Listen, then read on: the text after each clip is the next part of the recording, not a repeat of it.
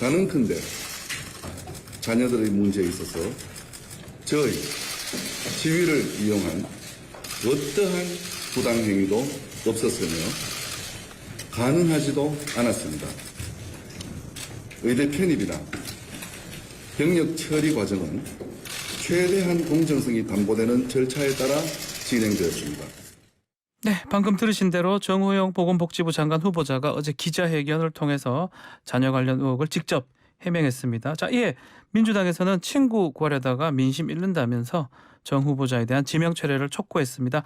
국민의힘 권성동 원내대표 전화 연결해서 다가오는 인사청문회 전국 또 주요 현안 짚어보는 시간 갖겠습니다.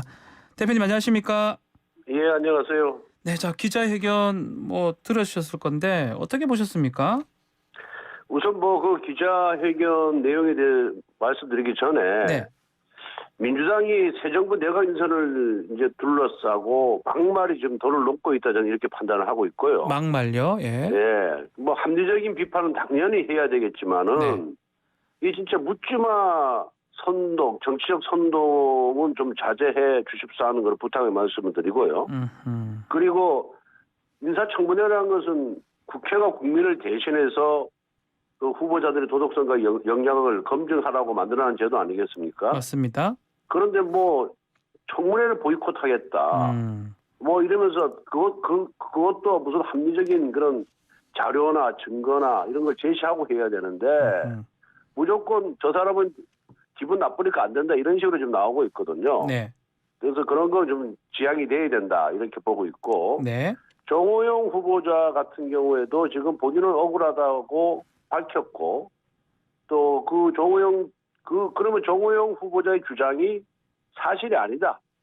그리고 이거는 또 정호영 후보자의 주장이 사실이더라도 이러한 행태가 국민 감정상 정서상 받아 수용할 수가 없다. 이런 부분은 청문회를 통해서 국민들에게 부각을 시키면 되거든요. 네. 그래서 우리 국민의힘도 역시 국민 눈높이에 맞는 검증을 할 것이다. 이런 말씀을 저는 드립니다. 자, 일단 말씀상으로는 이렇게 인사청문회 자체 거부하는 것도 맞지 않고 일단 청문회 통해서 검증해야 되겠다 하는데 예. 일단 이제 병역하고 입학 부분 아니겠습니까? 국민들이 또 가장 또 민감하게 생각하는 4급 보충형 그 편입도 문제고 입학 부분 어느 정도 의혹은 좀 해소됐다고 볼 수 있습니까? 그 부분에 대해서는 네. 후보자 본인이 조사를 요청을 했잖아요. 네. 그래서 그 조사 결과를 보면은 신속한 조사를 해서 그 결과를 보면은 나오지 않을까 이렇게 생각이 들고요. 네. 그리고 그 부분이 지금 뭔가 문제가 있다라고 주장하는 측에서도 뭔가 지금 증거를 제시 못한 상태에서 막연히 지금 그렇지 않았겠느냐는 그런 의혹 제기거든요. 아하. 그래서 그런 부분도 역시 청문회를 통해서 공방이 벌어져야 진실이 나오지 않을까 이렇게 생각하고 있습니다. 네, 이 정호영 후보자가 교육부 조사를 통해서 검증받겠다 이런 얘기를 했는데 이 조국 전 장관이 이제 SNS 보면 교육부가 수사권도 없는데 조사가 가능하냐 이런 또 말을 하더라고요. 이건 어떻게 보십니까? 하여튼 교육부가 감사 기능이 있으니까. 감사를 할 수 있으니까. 예, 감사 기능이 있으니까 그걸 한번 지켜보시죠. 예. 네. 또 이 얘기도 했어요. 장재현 비서실장이 이 정호영 후보자 좀 검증 기간이 짧았던 거 아니냐라고 질문을 하니까 문재인 정부에서도 검증을 했었다라는 얘기를 했거든요. 요거 추가 설명이 좀 필요할 것 같아요.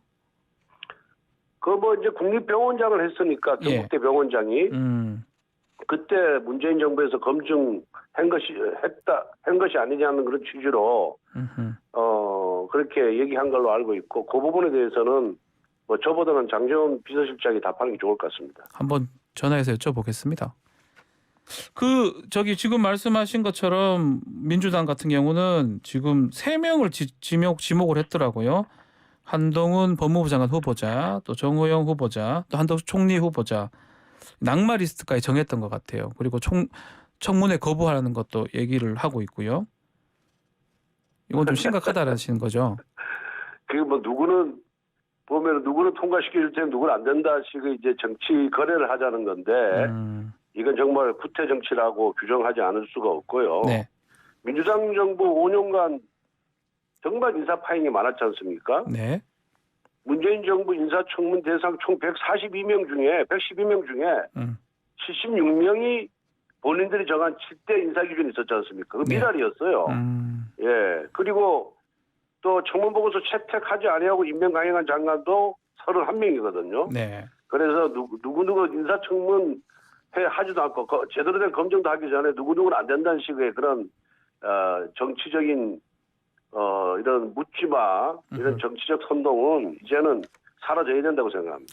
자, 뭐 우리 원내대표님 말씀 좀 이해가 좀 되긴 하는데 5월 10일부터 이제 여당이 되잖아요. 여당 원내대표가 되기 때문에 좀 예. 협상을 해야 되는 상황인데 원내대표로서는 조금 현실적인 고민이 있을 것 같아요.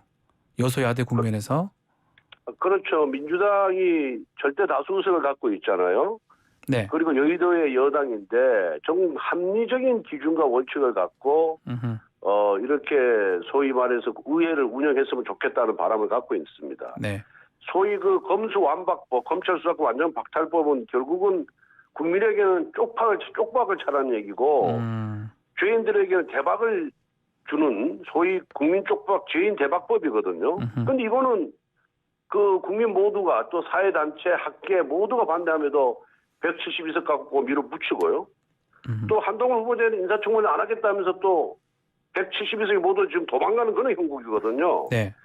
그래서 민주당이 비록 압도적인 의석을 갖고 있지만 민주당이나 우리 당이나 모두 국민을 위해서 일을 해야 된다. 그런데 국민을 희생시키는 정치적 타협은 할 수가 없다. 저는 그렇게 보고 있어요. 네. 그래서 민주당이 인사청문회의 그런 소위 특정 후보자에 대한 주장이 정당성을 얻으려면은 예. 이 국민에게 엄청난 피해를 주고 국가 형사사법 시스템의 근간을 완전히 전복시켜버리는 이 검수완박법부터 저는 철회를 해야 민주당의 진정성이 국민들에게 받아들여질 것이다 이렇게 보고 있습니다. 네, 인사청문회도 청문회지만 검수완박 법안 이거 철회가 필요하다 말씀 주셨는데 인사 기준 관련해서 민주당 입장이 윤석열 정부의 인사 기준은 뭐냐 이런 질문이 있는데 이거는 우리 원내대표님은 어떻게 말씀 주실 수 있을까요? 그러니까 우선 인사 기준은 능력과 전문성을 최우선으로 보고요. 예. 그다음에 국민의 눈높이에서 문제가 되는 그런 사항의 도덕성을 가진 사람들이라든가 세평이 있는 사람들은 배제하는 것이 인사 기준이죠. 예. 근데 민주당처럼 7대 기준 설정해놓고 그 기준 전혀 지키지 못했거든요. 그러면서 마치 엄청나게 합리적인 인사를 하는 것처럼 포장하거나 선전하지는 않겠다 그런 의미입니다. 알겠습니다. 자, 한덕수 이번 후보자들도 한번 도덕성 면면을 보면은 예. 과거 문재인 정부에서 추천했던 인사들과 확연히 차이가 난다는 것을 알 수 있었거든요. 도덕성이나 능력, 전문성 부분에서 차이가 날 것이다. 네. 자, 한덕수 후보자가 다음 주 25일, 26일 청문회가 열립니다. 자, 여러 가지 의혹이 제기된 상황인데 이 질문 좀 드리고 싶어요. 총리 후보는 국회 인준이 필요하잖아요. 그렇죠. 만약에 통과를 못하면 또 헌법상에 국무위원 아니면 장관 재청권을 총리가 가지는데 이거는 좀 큰 문제가 생기지 않습니까? 그러니까 그게 이제 무슨 정말 합리적인 근거와 자료를 갖고 비판을 하고 그게 국민 눈높이에 맞지 않으면은 뭐 민주당이 인준을 하지 않아도 국민들이 비판을 하겠습니까? 그런데 한덕수 총리 같은 경우에는 과거 민주당 정권에서 오직 능력의 인정받아서 중용된 인물이거든요. 예. 그런데 김대중 노무현 대통령 때 중용된 분인데 그분들의 인사 철학이 오늘 민주당의 그런 인사 기준과 양립 불가능하다. 이렇게 저는 생각은 안 하거든요. 네. 결국 출범도 하지 않은 새 정부의 발목을 잡는 경우에 그게 누구의 이익으로 돌아가겠습니까? 근데 중간에 김현장 가서 돈 많이 받았잖아요. 그건 괜찮습니까? 돈을 많이 받느냐 안 받느냐의 기준은 결국 그분이 갖고 있는 자질과 능력, 그다음에 경험 이런 것의 기준으로 해서 봉급이 그 보수가 책정되는 거니까 그 부분도 한번 인사청문회를 통해서 따져봐야 된다. 본인이 소명을 한번 들어보고 아하. 따지는 것이 저는 맞다 이렇게 생각합니다. 그렇기 때문에 예. 이렇게 처음부터 뭐 겁주듯이 뭐 정치 선동 하지 말고 정말 합리적인 비판하고 또 검증에 나서야 국민들이 불안해하지 않겠습니까? 그렇죠. 좀 안심을 갖는 거죠. 왜 자기들 집권했을 때 총리는 괜찮고 국민의힘이 집권했을 때 총리는 안 된다는 거기에 대한 명확한 자기들의 이론 제시가 있어야 되겠죠. 알겠습니다. 자, 다뤄야 될 게 많아서 이슈를 좀 바꿔보겠습니다. 김호수 총장이 사직서를 제출했는데 국민의힘은 문 대통령 책임이다 이렇게 지적을 했습니다. 예. 이거 사직서가 수리가 되면 새로운 예. 총장 임명을 해버리면 어떻게 됩니까? 글쎄 뭐 이제 임기 말이기 때문에 새로운 총장 임명하기는 아마 시간적으로 촉박할 것 같고요. 예. 기본적으로 문재인 대통령 임명을 김호수 검찰총장이 또 사표를 제출했어요. 왜 그랬겠습니까? 이건 결국은 민주당이 추진한 검수완박법이 네. 결국은 문재인 대통령의 과거 발언과 배치되기 때문에 그런 겁니다. 문재인 대통령께서는 그 공수처 설립법안과 검경수사권 조정법안을 이 국회에서 통과된 2년 전에 이미 검찰개혁은 완성되었다 이렇게 선언을 했거든요. 네. 그리고 새로 시행된 검경수사권 조정법안이 1년밖에 안 됐어요. 시행된 지. 네. 그런데 이걸 평가할 시간이 부족한 거죠. 그런데 일국의 사법제를 통째로 이렇게 바꿔놓는 정책 시도에 대해서 문재인 대통령이 아무런 책임감도 못 느낀다 그런다면 이건 저는 직무유기다. 직무유기다. 그래서 결국은 문재인 대통령께서 본인 말에 책임을 지시기 위해서라도 민주당이 강행 처리하는 이 법안에 대해서는 저는 거부권을 행사하는 것이 국민에 대한 마지막 도리다 이렇게 보고 있는 겁니다. 대통령 거부권 행사를 해야 된다. 예.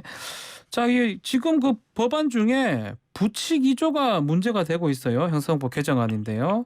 이게 문재인 정부 수사 방지법이라고 국민의힘이 표현했던데 그 이유가 무엇일까요? 아니 이제 부칙 2조 내용이 이제 3개월 만에 검찰 그 수사권이 완전히 이제 종료가 되는 거 아니겠어요? 예. 그러면은 전부 경찰로 넘어가게 되는데 네. 그럼 지금 당장 하고 있는 원전 수사나 산업부 블랙리스트 또 조국 추미애 전 법무부 장관 수사 또 울산시장 부정선거 사건 이 문재인 정부가 연루된 사건에 대해서는 손을 놔야 되는 거예요. 이거는 못하고 지방 경찰청으로 줘야 된다는 거죠? 문재인 정부 수사 방지법이라고 얘기를 하는 겁니다. 아. 그리고 이거는 중국 공안보다 더해요. 아, 그렇습니까? 중국 검찰은 그래도 보안 수사권을 갖고 있거든요, 검찰이. 예. 근데 여기는 보안 수사권이 아니라 보안 수사 요구권만 갖게 되는 거예요. 아, 비슷하지 않습니까? 그러면은 예. 경찰이 무소불위 권력이 되는 겁니다. 근데 이 경찰이 사건이 만약에 법을 위반하거나 예. 인권 침해하면 그 누가 책임을 집니까? 대표님, 이 사건을 결국은 검찰에서 경찰로 주면 경찰이 또 하면 되는 거 아닙니까? 경찰이 하면 되는데 그 사이에 수사 공백은 어떻게 메웁니까? 경찰이 지금도 민생 범죄에 대한 처리율이 한 70%밖에 안 되고 예. 경찰 수사를 받은 많은 국민들이 사건의 지연 처리 또 부적정 처리에 대한 불만이 지금 제기되고 있거든요. 예. 그런데 부정부패 수사라는 것은 하루아침 이루어지는 게 아니에요. 그 수사 능력이 그걸 함양시키고 배양시키기 위해서 상당한 기간이 필요합니다. 그럼 그 사이에 부정부패 사건 다는 완전 면죄부를 받는 겁니다. 이건 결국 국민에게 피해가 가는 거죠. 권력자들은 환호 자격하면서 좋아하겠지만은 네. 그렇기 때문에 경찰의 수사 능력이 현재 검찰의 수사 능력까지 도달할 때까지는 불가피하게 이렇게 둘 수밖에 없고요. 그다음에 경찰이 수사의 그 적법 절차 위반이라든 그 인권 침해에 대해서 감시할 수 있는 기간을 둬야 네. 경찰의 수사가 제대로 되는 겁니다. 검찰과 경찰 간에도 견제와 균형의 원리가 작동하게끔 돼야 되는데 네. 지금 이런 민주당식의 법안 추진은 그런 견제와 균형을 다 망가뜨리는 겁니다. 네.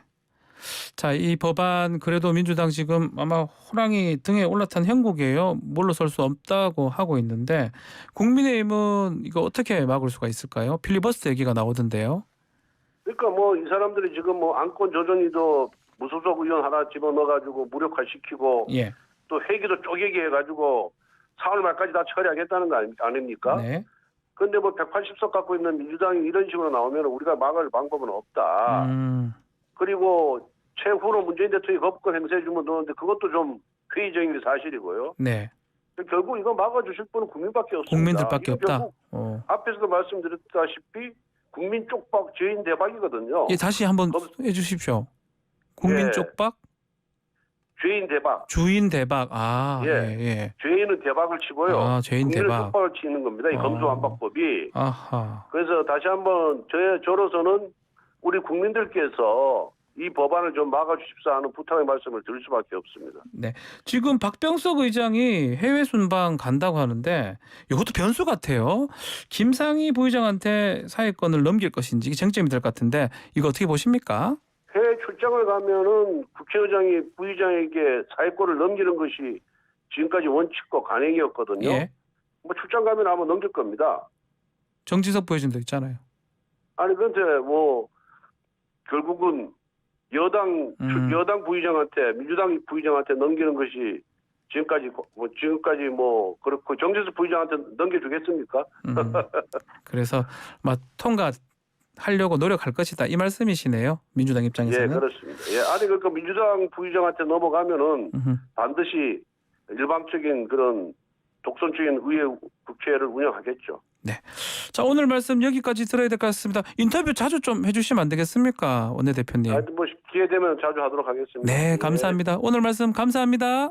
예, 고맙습니다. 예. 네, 지금까지 권성동 국민의힘 원내대표와 말씀 나눴습니다.